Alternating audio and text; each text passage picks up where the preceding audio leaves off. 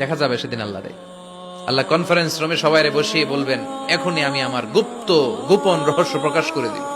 আল্লাহর কেউ দেখে নাই। বিশ্বনবী দেখছে না, বিশ্বনবীও দেখে নাই। বিশ্বনবীকে জিজ্ঞেস করা হলো, ইয়া রাসূলুল্লাহ, আপনি কি আল্লাহর দেখছেন? বিশ্বনবী বললেন, নূরুন আন্না আরাহু, উনি তো নূর, দেখবো কেমনে? পর্দার অন্তরাল থেকে কথা বলেছেন, যা পাওয়ার সব পেয়েছেন, নিয়ে আবার দুনিয়ায় নেমে এসেছেন। চিল্লা এখন ঠিক কিনা? সাইয়েদনা জিবরাইলও দেখে নাই।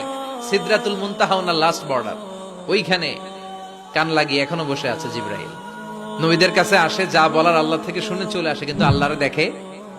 সহিহ মুসলিমের বর্ণনা, ইন্নালি জিবরিল সিত্তুমি আতি জানাহ, জিবরাইলের 600 পাখা আছে। এই সিদরাতুল মুনতাহার একটু উপরে যাইতে চাইলে এর 600 ডানারে আগুন দিয়ে জ্বালাই দিবে। কে? কেউ দেখে নাই।